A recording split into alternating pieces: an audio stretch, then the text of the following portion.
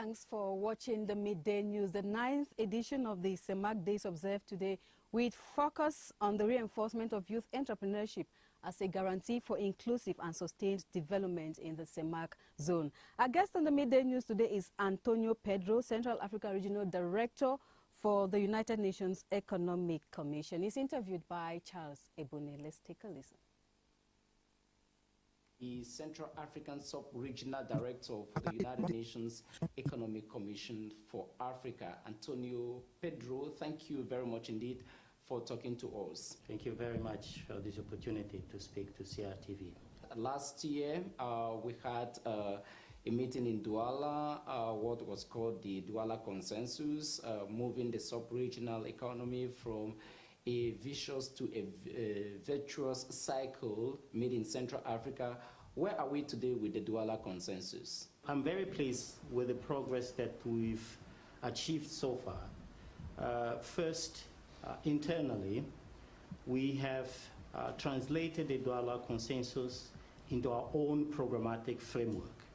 This office is going to specialize itself on economic diversification, which is at the core of the Douala Consensus. You would recall that the Douala Consensus is about promoting economic diversification through resource-driven and trade industrialization. So this is part of our main stream work program. Second, we are also pleased to see that governments and the regional economic communities have put economic diversification at the center of their visions and strategies. Cameroon, in particular, is taking quite a lot of very important strides in that direction. Quite recently, the Minister of Economy, Planning and Regional Development have engaged stakeholders across the country into finding solutions towards boosting the level of economic diversification in the country. We'll be moving soon to Chad on the week starting the 11th of March to help the country formulate their own economic diversification strategy. You were just talking about economic diversification.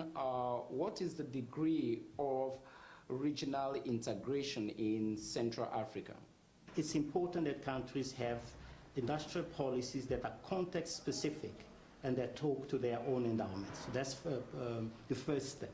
The second is also to create the necessary institutions to be able to translate those visions and those policies and strategies into change on the ground. And that, again, passes through the need to identify the niche, or the areas of comparative advantage, and then build these institutions accordingly. And then, of course, it's about mobilizing finance to translate those visions into projects, programs, and that passes also through strengthening of domestic resource mobilization. The CEMAC zone is roughly 51 million people with an economic turnover of roughly $68 billion. If you have to add the acres part of it, that should take the market to roughly 150 or 20 million people. These are two communities with two economic blocks. Is it normal for integration? Well, we see Central Africa within the context of the greater continent, that is the Continental Free Trade Area, for which, as you know, on the 21st of March, there will be an extraordinary summit in Kigali, Rwanda, to launch the Continental Free Trade Area. Then the potential will become magnified several times.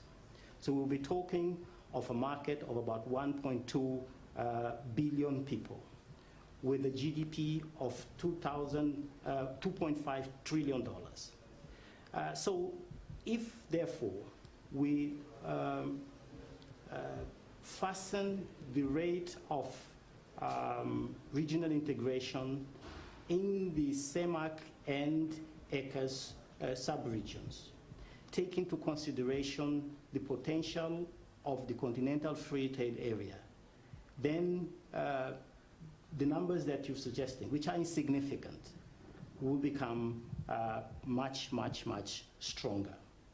In all of this, as governments try to put a better economic environment, what will be the role of the United Nations Economic Commission for Africa? As I indicated earlier, by specializing this office on economic diversification, we want to equip it with the necessary skills with a view to helping the countries address the challenge of economic diversification. So we will be providing through the office the necessary advisory service and technical assistance in formulating comprehensive and well-targeted economic diversification strategies. The Sub-Regional Director for Central Africa for the United Nations Economic Commission for Africa, Antonio Pedro, thank you very much indeed for having accepted to be our guest today on CRTV News. And ladies and gentlemen, thank you very much for watching, and see you very shortly on this channel. Goodbye. Thank you, Charles Sebune.